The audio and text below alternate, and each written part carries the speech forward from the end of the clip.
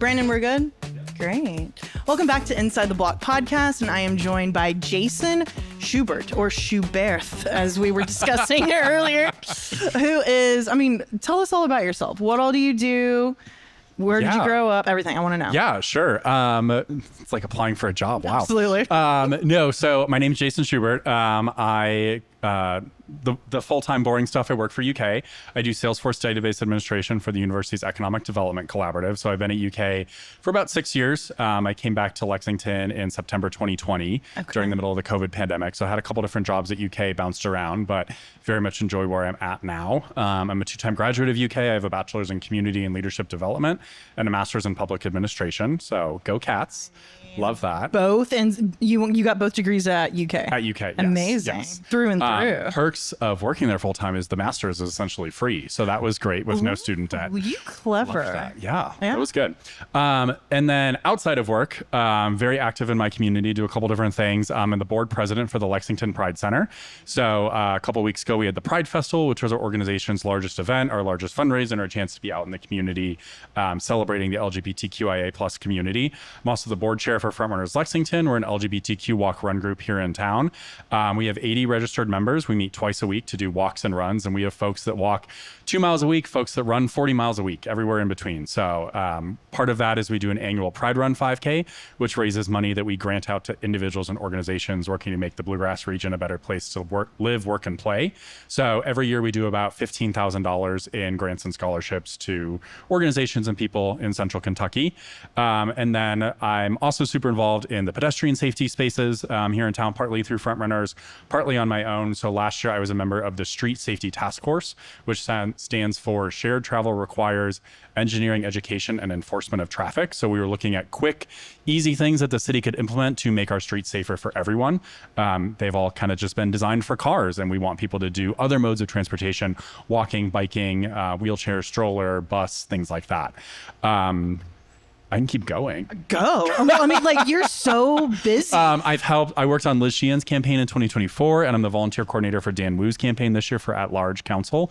So enjoyed dabbling in politics, especially at the local level. So civic-minded. I love that it is nonpartisan, that it's really about the issues, that it's about connecting with the community. So really enjoy that aspect. So jumping in with Dan Wu's stuff, which has been really great. He really respect a lot that he's done for the city. So excited to be a part of that team. Yeah, what don't you do? Well, I'm also an election worker. That only happens every now and then. That one's fun because we get paid. So that's part of why I do it. But it's a long day, As in you work the polls? I work the polls, yes. Okay. So you see everybody. Yes. It's like working at a bank or a grocery store. You see the entire public.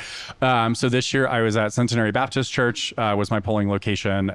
So yeah, we get there at like 5 a.m. and we're there until about 6:30 or 7 p.m. until everything gets torn down. And sitting on those like foldable church chairs, they were not designed to be sat on for 12 hours. No, so that was the hardest part. Yeah. So like 4 o'clock, I was like, it hurts to stand, it hurts to sit. And I can't lay down on the floor. That would be unprofessional. So we made it through that. It was great. I love doing that stuff, and it's fun to do for a day. So take me back to Pride, because first of all, when I found out that you head up Pride, I had assumed that was like your full-time job, that you were paid for that. Yeah. And you're like, no, this is volunteer-based, which is wild to me. Yeah. So I think a lot of people might have the same question. Is we have a Pride Center here in Lexington. Yeah.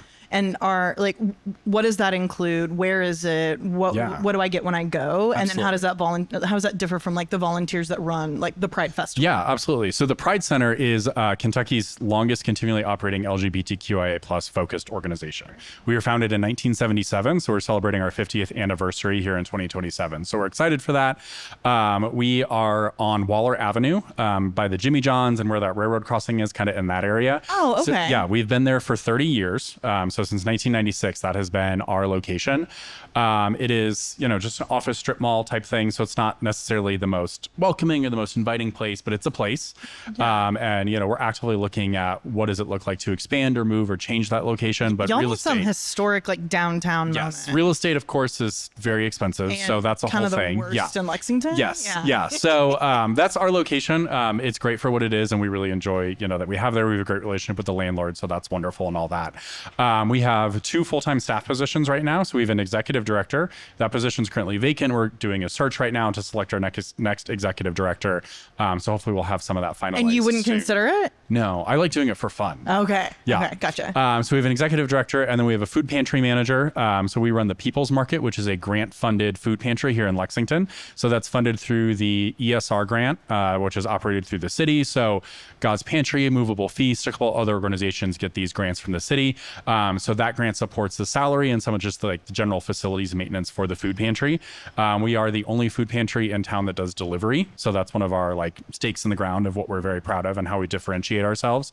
We average about 70 to 80 households per week, which equates to around 200 to 225 individuals per week. And it's all run on donations. We're connected with the God's Pantry network. So we have volunteers that go out to Walmart and Kroger and Starbucks and Target and places and pick up the things that are either past their Best Buy or approaching their Best Buy date, or just a variety of canned goods and things like that. And then our food program manager and our couple volunteers package those up into bags that weigh about 25 pounds and then hand those out or deliver those to the community. And then we've got 2 volunteer positions right now, an office coordinator and an events and fundraising coordinator. So they've been with us for about a year. We're of course looking to expand into some more full-time, part-time positions, but it's all a work in progress. So that's the Pride Center. Okay. Our main activities are we have programs and groups that meet. Some of them meet once a month, some of them meet every week. It just depends on the group, ranging from a GSA for high school kids to a board game group to Trans Kentucky. Trans Kentucky generally averages over 50 people in attendance every month. We're one of the only trans-focused kind of community support groups in Lexington. So we have folks that will drive 2 to 3 hours once a month to come to Lexington to be at the Pride Center to have that community. So we're always looking for ways to expand the programs. We also want to make sure that those programs are meeting a community need. We don't want to have someone sitting there to facilitate a group that no one shows up for. That's not useful. So if you have an idea, if you want to do a group, you can reach out to us and work with us. We also have a library with over 2,000 books. We have an event space that you can use if you need to do a community meeting or something like that. And then we have a computer lab as well. So that's the Pride Center in a nutshell. And it's, I joined the board in August 2024 and then became board president in January 2025. So finishing out my first term on the board here during the summer. And it's been really fun jumping in. We've got a great group on the board right now. Really enjoy working with them a lot. Yeah. So are you going to be continuing to be on the board? Yes, I'll continue on the board and continue as board president for another 2 years. Our terms are 2 years. Okay. Yeah. So are you tasked as board president for putting on the Pride Festival? I have been, but it's not the way it should be set up. So, because that's a lot on me. My shoulders are broad, but they're not that broad. And I love doing the event stuff. It's great, but I also understand that I can't do all of it. So it was more of just, it happened the last 2 years. It kind of just became my thing. Sure. So we've got a couple folks that have been on the Pride committee, the Pride Festival committee the last couple of years that are stepping up to do more. And then one of our festival committee members is joining the board full-time volunteer to head up the Pride Festival, be that main person. But I'll still be involved with it, of course. So what does it take to put on a Pride Festival here in Lexington, Kentucky? How early did you start planning? Yeah. So we'll do a little more context on the Pride Festival. Please. So in the 80s, there were some community picnics. Throughout the 90s, early 2000s, different community picnics, kind of community-led things. At the time, the Pride Center was called Pride Community Services Organizations. And before that, it was the Gay in Lexington Services Organization. They did Pride Weeks and things like that. So there are different things that happen. And then in 2008, the Pride Center really took on the Pride Festival full time. So 2008 was the first Pride Festival. It was at the Fifth Third Pavilion downtown. It's a different name then, I'm sure, but that's where it was. And then it moved to the Courthouse Plaza. And I think 2010, 2011, we were inside Central Bank Center, 23, 24, and then 25, 26, we were outside at Oliver Lewis Way. And our plan is to continue being there. I think it's a great spot. Yeah. I think it was smart. Yes. Obviously I wish there was shade. I can't plant 30-year-old trees. That's just beyond my abilities. Come on with the budget and all. Talk to the director. It would be great to be back downtown, but we're just too big. There's not enough space. There's no. And was that the reason for the move to Rupp? Yes, that was the main reason for the move to Central Bank Center, is that it's just too crowded down there at that Courthouse Plaza. Gotcha. And it is a great space, but it's not the most accessible. It's not flat ground. It's hard to set up vendor booths. Sure. The move to Central Bank was partly precipitated by that. And in 2022, which is kind of the first year back after COVID, it was so freaking hot. I don't know if you were here. So that was, you know, it was the lack of space, the lack of accessibility, and the temperature kind of all collided to like, okay, we need to do something different. So did you like having it in Central Bank Center? Like why the move to Oliver Lewis? So Central Bank Center, there were a lot of perks. You know, it allowed us to do different things. Like we had an 18+ room, we had a quiet room, you know, we had game rooms, we had all these different spaces that we can't necessarily do outside. Sure. The main reason moving back outside was, number one, the community wanted it. You know, we're responding to the community. We want to make sure that they're having a good time at the Pride Festival. Folks wanted to be back outside. They wanted that element. And frankly, the cost. It's expensive to rent out the entire Central Bank Center. And Central Bank Center, they were great partners. They worked with us. They were super supportive. They loved having us. But they're a business just like we are. And at the end of the day, they have a bottom line just like we do. And so we moved back outside to Oliver Lewis Way in 2025. We've been very happy with the location and had great support from the city. It's just so cool too. And like for anybody who's listening that might not have attended Pride the past couple of years when it's been on Oliver Lewis, it's like it's a really cool loop. Like you can do, because it's on both sides of this boulevard. Yeah, it's a mile long, so it's really 2 miles. It's crazy. Yeah. So you walk it down one way, and you have the stage right in the middle, or almost in the middle, and then you can just walk the whole thing back the other and just keep like looping around. Absolutely. I thought it was genius. Yes. So 2 miles of space, and this year we were running out of space for our vendor and sponsor booths. We had so much, which was great. You know what I loved this year? There were so many churches. So many churches that really that created their own swag, that wanted to be there, like wanted to be very much a part of it was more than I think that I've ever seen at a Pride Festival. Yeah, that's been very strong. So in 2024 was my first year with the Pride Festival. I was the vendors coordinator that year. And that's what I noticed. I was like, there's all these churches. And like, as a festival attendee, I didn't really notice it. But then managing the vendors and seeing all of it, you know, we had all the vendors, and then we had 2 churches that were sponsors. Christ Church Cathedral has been a consistent sponsor year over year. And then the Unitarian Church was a new sponsor this year. They've been, you know, donating in different ways throughout the year. So we kind of bumped that to that sponsorship level this year for recognition. It's great. Yeah. So what are the issues with putting on Pride? I want to know. Like what's like the challenges? What's difficult? So I think back to like maybe the question you first started with is when do we start planning? So when do you start? Yeah, Pride targeting that early June timeline again, late May, early June for next year. So we'll start meeting in August. And August and September are kind of general meetings for folks. Like, let's talk about the Pride Festival. What went well? What didn't go well? What did you like? What ideas do you have? And then at the September meeting is when we kind of decide our position. So we've got, I think, if there's someone for every position, we've got, I think, 15 different positions, how we've broken things out. So we assign those positions in September. In October is when the Pride Center sets our budget, because our fiscal year starts October 1st. So by the October board meeting, we're able to kind of have the final numbers of the previous year. We can set that budget, and then that directs the Pride Festival committee of what they are able to spend and what our budget limits are. So November and December, we're kind of laying the groundwork, and then we really hit the ground running in January.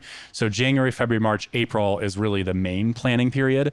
You know, we want to be as planful as we can, but also we can't, you know, recruit a vendor in November for something that's in June. Not everyone plans ahead that way. We can't ask a drag queen in November, hey, save this random date in June, you're going to be there, because like, love drag queens, but that's not how they work. Yes, sometimes day to day. Day to day. Yeah, so it's I think that's probably maybe one of the hardest parts, is the balance between being as planful as we can be, but also understanding that no matter what we do ahead of time, like the last 3 weeks of May leading up to the festival are going to be crazy, because you're going to have people, oh, can I change my music? Oh, I didn't realize the vendor app closed. Can I apply? Oh, I want to do the parade.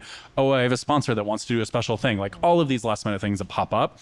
And that's just part of it. That's just part of the fun, I think. I'll see your friends out like in May, and I'm like, where's Jason? They're like, Pride, Erica. I was like, they're like, you won't see him till June. I was like, oh I forgot. Yeah, if he's not running, he's running Pride. Exactly, yes. So this year you had Lexi Love. Yes. Right? Yeah. And that was like a huge get. Yes. And for anybody who doesn't know, that's like a major drag queen from Kentucky. From Kentucky, yeah. Yes. So she used to be a performer at the bar complex. It was actually really sweet. After her first number, she got on the mic and she was talking of like, I used to perform at Pride as like at Lexington Pride as like a regular entertainer. And so for her to have that full circle moment, for us to have that full circle moment was really great. And it was great. We got great media coverage leading up to the festival. And so there was a Herald Leader article that talked to Lexi and Scarlet Envy, and then Mystique Summers Madison was at the bar complex Friday night before Pride, just talking to them about what it means to be a drag entertainer in the current state of the world and what it means to be performing in Kentucky. So yeah, the Lexi Love piece was, that was some feedback we got after last year. People wanted like more drag queens and they wanted a big headliner. Sure. And so it was just a cold outreach to someone had like the email. And so we reached out. And they responded. We texted back and forth. We emailed back and forth and got it all figured out. And then after we announced Lexi Love, got an email from Scarlet Envy or maybe our Instagram message. I don't remember which one it was, but she was like, hey, I'm in Louisville. Can I come perform too? We're like, yeah, sure. So Absolutely. It ended up working out. We had 2 headliners. They were great. And that really helped draw a lot of people to that evening show. That was another thing we changed this year was we shifted it instead of 11 to 9 from noon until 10 p.m. We wanted to capture more of that golden hour time period. Folks wanted to have that cooler, it's different when you're experiencing drag in that like 8 p.m. timeline as the sun is setting. That's a very magical time. Especially golden hour. Yeah, absolutely. We love it. So there was a huge crowd there for that. It was absolutely great. We had a stacked show, so many local queens, which we really wanted to showcase. And it's all just so family friendly. Exactly. Yes, that's always the goal. Like, you're really hitting all the different like demographics of people who want to come, especially keeping it at Pride and it maybe not being at the bar, nothing wrong with the bar complex, but that's definitely like a 21 and up type thing. So. And that's what, back to when we were inside, we had 18 plus rooms and we could do different things there. So when we moved back outside, we talked to the city about it and they were like, you can do it, but you have to have like a tent with 4 walls. You have to have a bouncer. It has to be a secure location. We're like, that sounds like a lot of work for some volunteers. So that's why we have that Pride After Dark event series. So that's like burlesque or drag at Blue Stallion, strippers at Crossings, the Rocky Horror Picture Show. We're continuing to expand that to allow folks, Pride should be family friendly and we want it to be family friendly, but we also understand that for those of us that are 18 up or 21 plus, Pride should mean something different. And we want to make sure that we have that space for Pride to mean that for those people that are of that age. It's great. Amazing. Well done. Congrats. Thanks. I mean, it was like it's always good, but like this past one was like very, very well We're done. very happy with it. Yeah. The whole team big is. old pat on your back. Yeah. No, I know it's not just you. Yes. Oh, yes. I'm sure you have an incredible team of volunteers. Absolutely. Tell me about Frontrunners. Yeah. More gay things. Checking down the list. So Frontrunners is an LGBTQ walk-run group. We trace our roots in Lexington, at least back to 1980s. So we were started in the 80s. And Frontrunners were part of an international organization. So there's about 135 chapters around the world. It was started in the 70s in San Francisco, shocking. And it kind of grew from there. We started in the 80s. And I think it kind of just like fizzled out by the 90s here in Lexington. And then Roy Harrison, who had lived in DC and had lived here and moved back here, kind of restarted it around 2019. COVID happened right after that. That took a major hit to us. So kind of came back in 2021. And I remember like when I first started on a Wednesday night, using the winter, because that's always our lowest time because it's cold, it would be like 5 of us Wednesday night at Ecton Park. And now we're regularly seeing 30 people on a Wednesday night in the middle of winter at Ecton Park. Like last week, we had probably close to 50 people at our Wednesday runs. We have 80 registered members. So we've grown significantly since then, which is really great to see. And with it being kind of an international group, as I travel and people travel to different cities, they get to go to the Frontrunners. So I've ran with the Chicago, the DC, and the New York group, the Boston group. We've had friends that ran with Philadelphia. I don't know if we've like touched the international groups yet, but like would love to. And one thing that I'm really proud of that is that we definitely punch above our weight in terms of what our organization does compared to some of the other Frontrunners. Lexington is a small community. And we can compare ourselves to like New York has over 1,000 registered members. We're not going to get there. Sure. But some of the bigger cities I feel like don't do as much as we do. We're very out in the community, very active in that. Yeah. So we have our Pride Run that I talked about that raises money for scholarships and grants that we hand out every year. So a cornerstone is we do 2 $2,500 scholarships to graduating LGBTQ seniors that are going off to trade schools or higher ed or for just some sort of higher education. Doesn't matter what it is. We'll give you $2,500. The last couple of years, we've been able to do 3 because we've gotten a donation from the Valvoline Prism Resource Group. So they give an extra $2,500, which allows us to do a 3rd scholarships. And then we do grants to AVOL, to the Pride Festival, to Richmond Pride and Capital Pride, Kentucky Black Pride, all the different organizations here in town to kind of support Central Kentucky. So that's our big event. We have the Pride Run. We're active in the street safety stuff, so making sure that our streets are safe for pedestrians, for runners, for walkers. We've done several different drag show fundraisers. So this spring we did a Get Out the Gay Vote, where we had the primary candidates were there. We had League of Women Voters there that were registering voters. They said they didn't register a single voter. All the gays were very civically active, which is great, but it's good to have them there still. And then in that night, we raised $2,000 that was then split with Kentucky Health Justice Network. And then in the fall, we're going to do the same show and split that with the Kentucky Youth Law Project. So using those fundraisers, we coordinated in 2023 when the State House was looking at passing a lot of anti-LGBTQ bills. We did a Lex Have Pride initiative that really got a lot of focus on city council. We delivered a petition to city council that over 5,000 signatures from local businesses and individuals around the city. We had speakers. We had the first drag show in the council chambers with Uma Jules performing.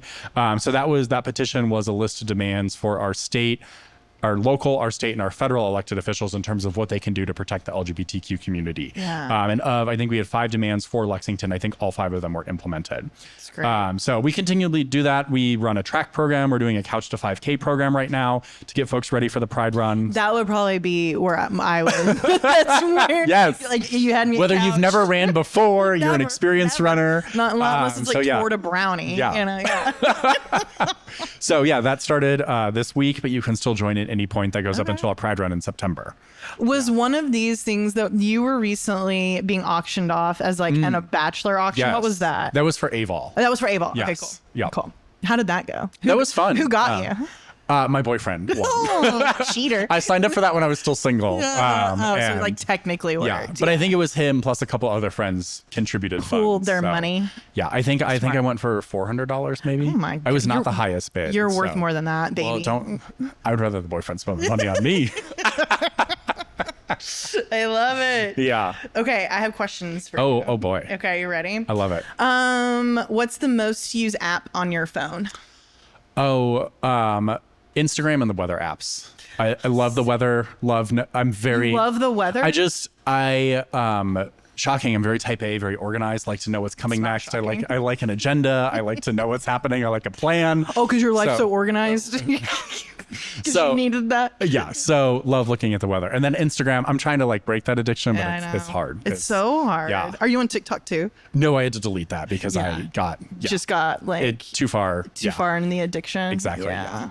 I know. I hear you about it. I didn't know you love the weather.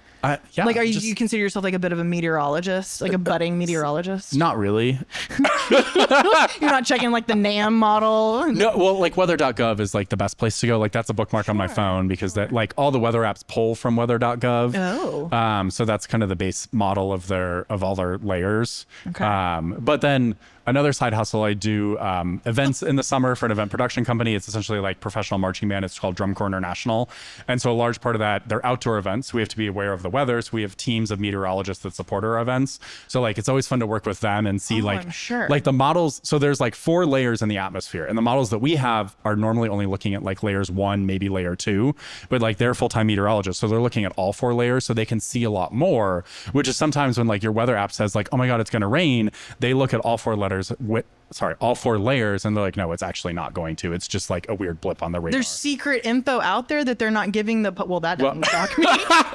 No, this is not a conspiracy. Okay. This is the cost of like scanning all 4 layers for a free app. I see. I thought like everyone just knew and they're like, nope, we're not telling them. No, this is not a conspiracy to hide the weather from Erica. A weather conspiracy. Go talk to the birds about that. So does that mean that you were actually in a marching band? Yes, I was. What I was the instrument? I was a tuba player, was my primary instrument. Tuba? Yeah. I would not have guessed you for tuba. No, most people don't. Yeah. What do most people think you'd be? Most people say trumpet. Okay. Which is what I started on, but I couldn't get my like lips tight enough to make a sound. Okay. So they just like kept shoving me down the bigger instruments, and then I landed at tuba. And you liked the tuba? I enjoyed band. Yeah. I did not like playing the tuba, nor was I very good at it. So is there any footage of you out there playing the tuba? Oh, I'm sure there is. Yeah. Let's find that. Yeah. There's some pictures of me like in the Wildcat Marching Band at UK. Oh, I didn't know you marched for UK too. Yes, okay. Sorry. I thought this was like a high school thing that was then like. High school and then undergrad too. I started as a music major in undergrad. So did you like, I've always wondered, because my daughter's about to go into like marching band stuff, like that foot placement, that is like hardcore. Like whenever they're, were you it's good like at that? muscle memory. Yeah. Oh, you build it up over time. Yeah. Okay.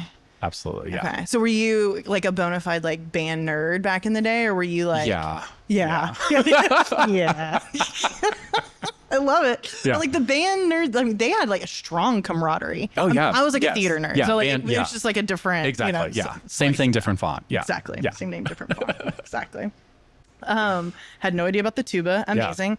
If you were a woman, what would you carry in your purse? Oh, so this is when you texted me beforehand. I did. So I was like, I'm only telling you two of my questions in advance. One of my friends, Evan, he has my favorite purse ever. It's literally like big enough to hold like chapstick and maybe a bottle of poppers too. And that's it. So that's what I would carry because my man is going to carry everything else. It's just like, and like, what do you need besides chapstick? Yeah, no, you don't. And like my phone can go in my pocket. Yeah. Yeah. Or poppers. Yeah. Do women do those? I don't know.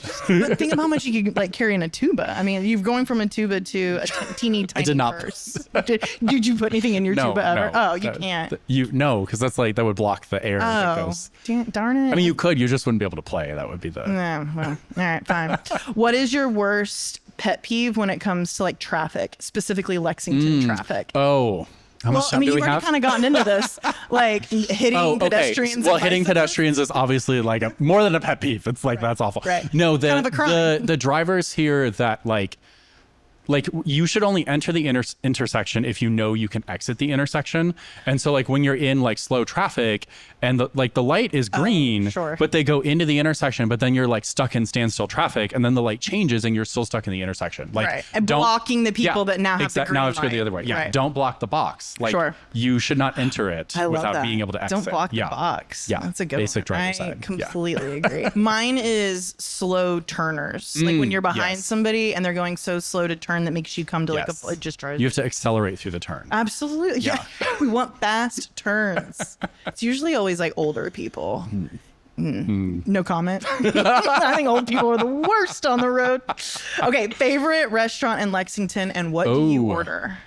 I love Kentucky Native. Oh. And the menu changes a lot. So like it depends on what you're there for. They have like love kale. There's like some kale salad. Of course you. Oh, he runs like 20 miles a day and eats kale. There's like a spicy peanut salad that's really good. There's a couple different like potato salad things. Like a bagel with lox is always a good choice there. They've got lots of different things. In the spring they have like a strawberry thing, like strawberries and cream. Oh, burrata?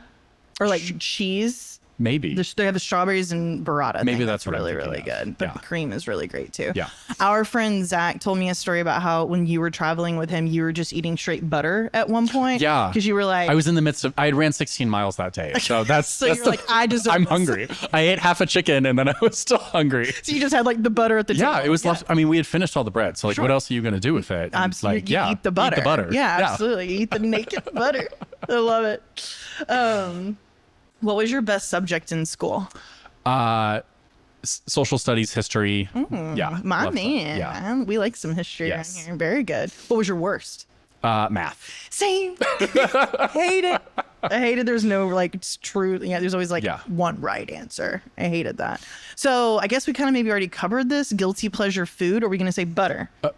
I mean, butter. Yeah. I mean, like when I'm baking and there's like extra, like if you use 7 tablespoons, I just eat the 8th tablespoon for the stick of butter. You know? Gotcha. Yeah. Oh, that's right. Because you bake. I bake a lot. Yes. You bake. Yeah. Tell me about your baking. Yeah, I love doing it. It's lots of fun. Yeah. That's the thing I think you post the most on Instagram that I've noticed. You're like, look lots at of my baking. bread. Yes, I would bake lots of bread. Yes. Yes. No, I got. I mean, like I grew up in a family. Both my parents cooked and baked a lot, so like grew up doing that. And then in college, kind of got into it a little bit. And then really like in the last couple of years, have really got into it and really explored like baking bread and cheesecakes and all these other things. Last year I did watch parties for Great British Bake Off, and we did I would bake the technical every week with the full recipe. Wait, what does that mean, the technical? So in Bake Off there's 3 challenges. There's the signature, the Bake Off, and the showstopper. And so the technical, they get the recipe like that day, and it's like a stripped down version of it. So instead of like, you know, it doesn't tell you the amounts. It just says like mix flour, sugar, and water to do this. Like it's very basic stuff. So, but when you follow online, they'll like post the full recipe. So I would make the technical, or if it was something like really gross, like when they do their like meat pies, I'm not. Yeah, there's a lot of like. Yeah. Like sometimes there's a lot of blood sometimes too. Like. Or there was one this year. It was like hard boiled eggs wrapped in pork inside a meat pie. I was like, we're not doing that. So I baked an apple pie instead. I'm into that. But no, I love baking. Baking's lots of fun. Yeah. And do you dabble? I mean, I know you're into the bread, but you mentioned cheesecake, but like into desserts as well, like cakes and pies. Make birthday cakes a lot for friends. Pavlovas are always great. Those are super easy. They're just like pavlova, egg whites and sugar, and you just whip it up. Cakes, cookies are okay. They're very temperamental, so you have to be careful with those. Are they? But like breads and loaves and cheesecakes and everything. I love it all. Do you like a crispy cookie or a chewy cookie? Chewy. Same. Yeah. Same. We have so much in common. Okay, except for the running. We'll get you there. Right, from couch to 5K. There she goes. Favorite type of music. Country is my country and classic rock are like the best. Me too. Yeah. And you know what? I think that lately Lexington has such a good scene for like, because I'm sure by country you don't mean like or maybe you do, like very like high produced Nashville. No, I country. mean like 1990 through 2010, primarily women. Yeah. Since 2010, some of the women are okay, but also like since then I've drifted far more into the bluegrass, folk, Americana, that outlaw. Yes. Well, it's because country has done this amazing thing lately where it's just so multifaceted with like all of its subgenres. Yes. And it's definitely like moving in and out of different genres in and of itself. Yeah.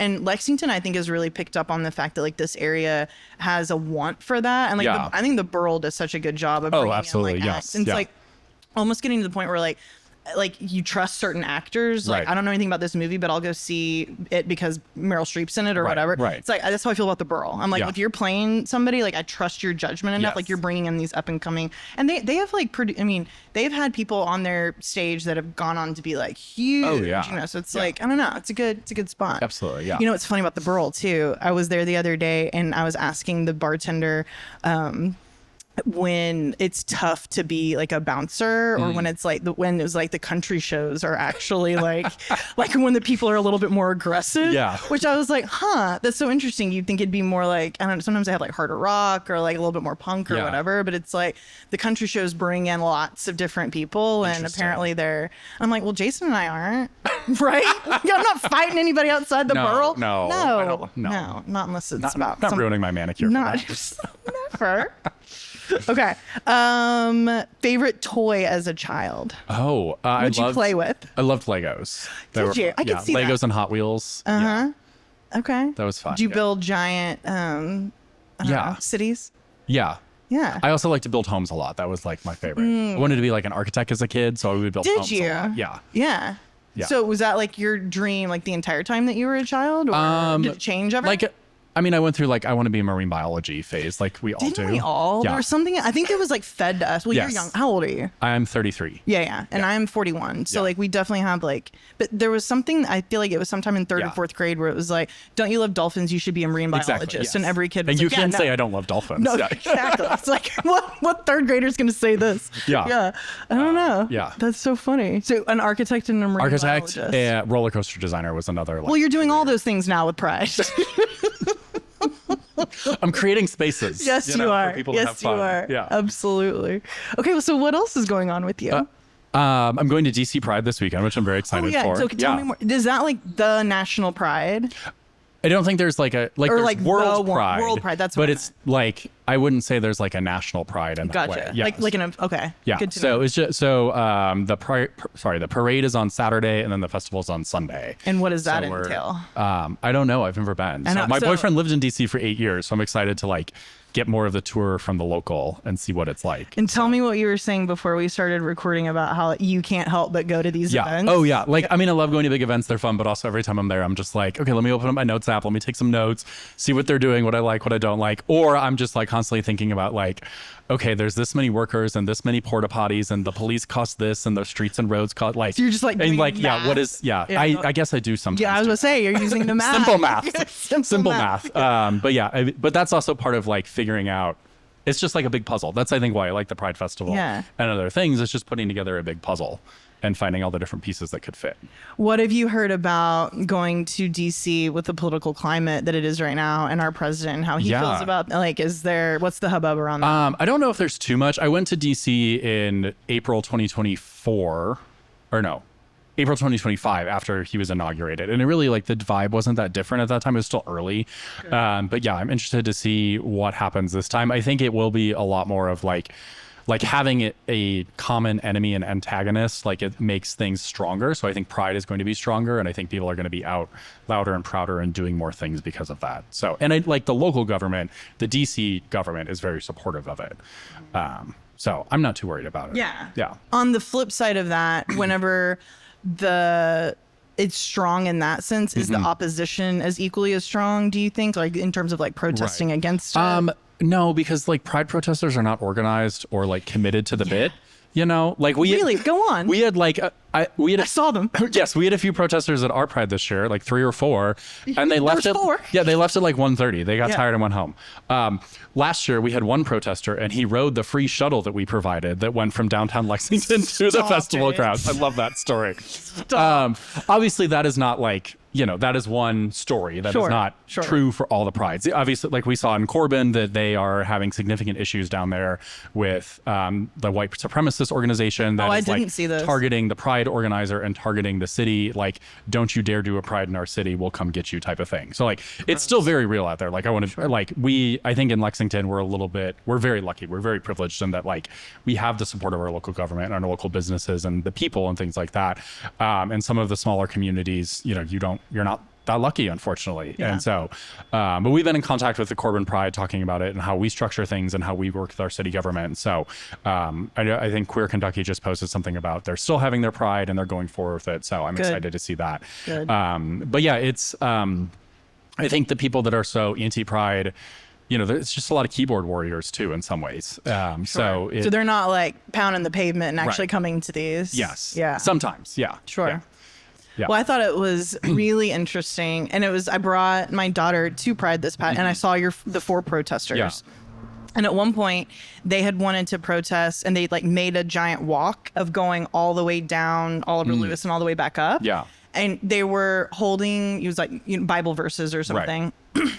And then as they're walking, they're kind of yelling things out, like not like in a hateful way, but just like, you know, I don't remember what it was. But you also had like Pride participants who were like all in rainbow walking alongside them, like just very peacefully. And they also had like some cops on either. So it was like both sides walking together peacefully, just kind of saying what, I mean, obviously I didn't like the opposition, but like it was a way to do it. And like if you had, I don't know, I thought it was really interesting. And it was just very organic that happened. You know, we didn't stage that or anything. No, of course not. And it looked organic. And there was like somebody with like a drum. Yes. You know? From the March Madness marching band. You couldn't even tell like who is who and what was happening. It was like such a great conversation starter for me and my daughter to talk about like, how do we express ourselves? Right. Like how and in what ways do you protest? I don't know. It was very interesting. And it, you know, in an ideal world, we wouldn't be able to have the protesters. We'd be able to kick them out. But like the First Amendment or whatever that, you know, prevents that. And we've had back and forth with the city about what that means because we're reserving the street. Like, you know, what does that look like? So